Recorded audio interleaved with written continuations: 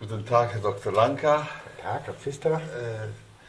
Ich bin wirklich sehr, sehr dankbar für dieses Interview und dass wir da in diesem Programm für Erleuchtung von den Leuten zusammenarbeiten können.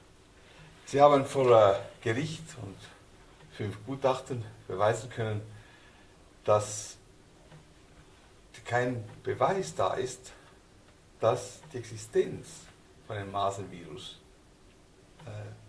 echt ist. Ja? Das heißt nicht, wir wissen nicht, ob es existiert, oder wir haben keinen Beweis, dass es existiert. Und ich möchte hier hauptsächlich die Fakten mit Ihnen besprechen. Wie kommt es zu dieses Irrtum? Was sind denn eigentlich Viren? Was man Virus nennt. Am besten erklärt man es von der Bedeutung des Wortes. Virus heißt ja lateinisch Krankheitsgift. Und es gab eine Krankheitslehre, von der man glaubt, sie gibt es nicht mehr, aber sie wirkt in einem neuen, modernen Kleid genauso fort, nämlich, dass Krankheiten durch Gifte ausgelöst werden, durch Krankheitsgifte. Das war Bestandteil der Säftelehre, ja. Und man glaubte, dass in den Körpern, wenn die Säfte stocken, dass sie dann giftig werden und sich Krankheit innerhalb des Körpers ausbreiten können. Oder dann auch über Ausdünstung des Körpers, ja. Malaria, ja, die schlechte Luft, und dass es übertragbar sei. Ich wusste, was ich recherchieren musste, weil ich selber eine Struktur aus dem Meer entdeckt habe, die ich selbst einmal als Virus bezeichnet habe. Und zwar als harmloses Virus. Ich dachte, ich hätte ein Virus, bloß dieses Virus ist harmlos, weil es hat im Organismus, in dem ich es gefunden habe, nichts Negatives gemacht. Und als junger Student bin ich zu meinen Professoren gegangen und habe gesagt, guck hier, ich habe elektronenmikroskopische Aufnahmen hier, das sieht aus wie Viren, milliardenhaft da drin. Bloß der Organismus lebt sehr fröhlich und hat keine negativen Einflüsse. So habe ich ein Labor bekommen im 5. Semester und war quasi Virologe. Damals habe ich mir noch nichts gedacht, dass ich keinerlei Protokolle finde in der Medizin, wie man ein Virus isoliert. In der Bakteriologie, da haben wir Protokolle, die gibt es seit 1940, ja, dass wenn Bakterien durch ein sogenanntes Bakterienvirus sterben, dann nimmt man diese Soße, geht ins Elektronenmikroskop und sieht, das sind Bakterien, aber sind diese kleinen Teile in großer Zahl drin.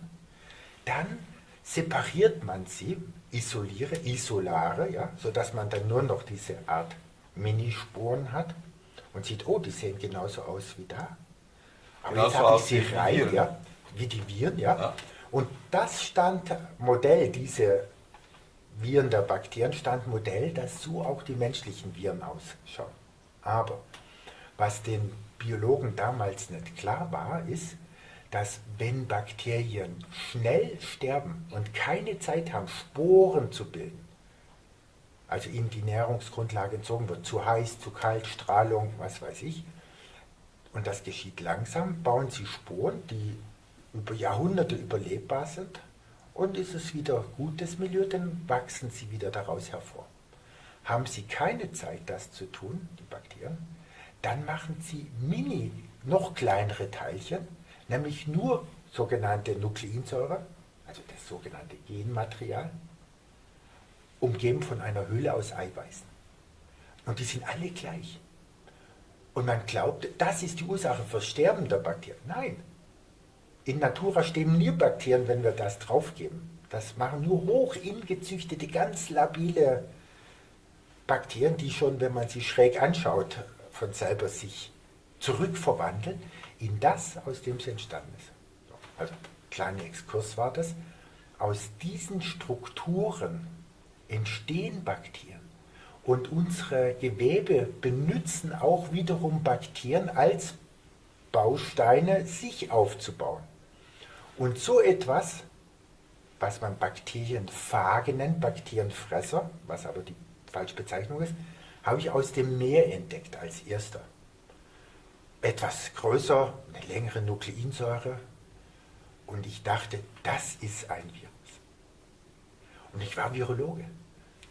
Ich habe das Konzept von HIV übernommen, dass es dieses Virus gibt und dass dieses Virus tödlich ist, bis mich ein österreichischer Professor, ein Spezialist auf dem Gebiet der sogenannten Genetik und Nukleinsäure, dessen Labor ich benutzen durfte, weil ich selber noch nicht alle Geräte hatte und auch nicht alles Wissen.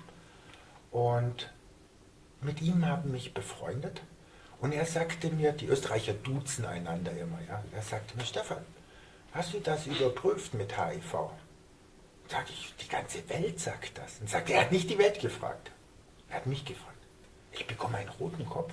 Ich sage, nee. Ja. Und er gibt mir diese Karten, wo man am Kopierautomat kostenlos dann oder ja, kopieren kann, die Kopierkarten. Und sagt, alles, was du liest, doppelt für mich auch immer in mein Büro reinlesen. Und immer Freitagnachmittags haben wir die Sachen besprochen. Und ich habe dann in der Bibliothek verstanden, es steht Virus drüber, aber in der Publikation taucht keine Struktur auf. Weder eine Struktur, die man in einem Menschen gesehen hätte, im Blut oder in einer anderen Körperflüssigkeit. Oder dann bei Masern, ja, an dem, was man Masern sagt, im Mund, die Koplikschen Flecken oder die Masernerscheinung. Ja. Nirgendwo hat man den im Menschen gesehen. Sondern immer Dinge in sterbenden Zellen. Und da sind wir jetzt genau in sterbenden Zellen. In sterbenden Zellen. Und genau dort sind wir jetzt beim Punkt. Man hat im Gegensatz zu den Phagen der Bakterien, die es alle gibt, die seit 1940 klassisch isoliert werden. Wie beim Weltspartag die Geldstückchen und Knöpfe Kaugummi aus einem Sparschwein, dann wird es separiert und dann sieht man, ich habe 11 Stück Euro drin, guck. Ich fotografiere zuerst den Sparschwein, da sind die drin, dann isoliere ich das, den Kaugummi, Papierchen, Knöpfe, alles weg und dann habe ich die reinen Euro-Stücke. Und ich fotografiere sie wieder und sage, guck, sie sind rein. Ist also nicht Cent dabei oder alte Pfennig oder Lire oder Schilling. Ja, guck, Euro. 1 Euro-Stückchen. 11 Stück.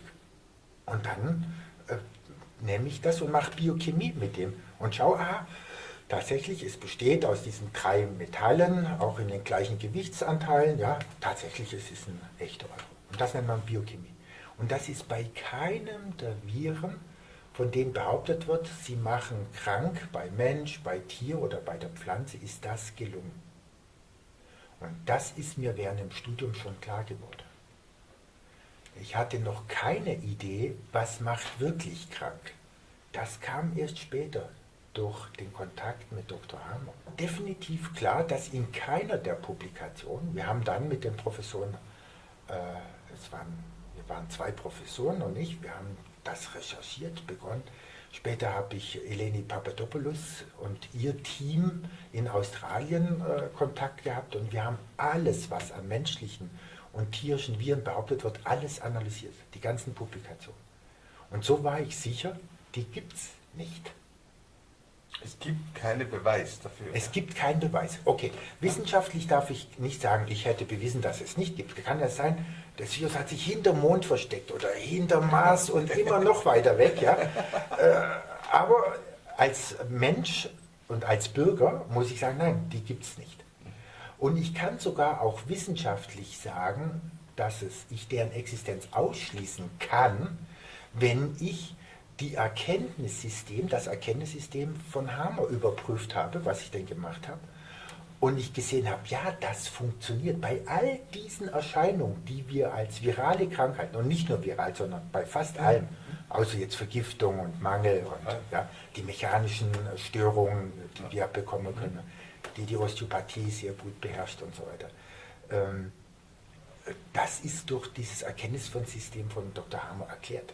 Und darin ist kein Nanometer Platz für ein negatives Prinzip, das stärker ist wie das Gesunde, das nur nimmt und nichts gibt, das gibt es im Leben sowieso nicht. Nein, es ist kein Platz, weil das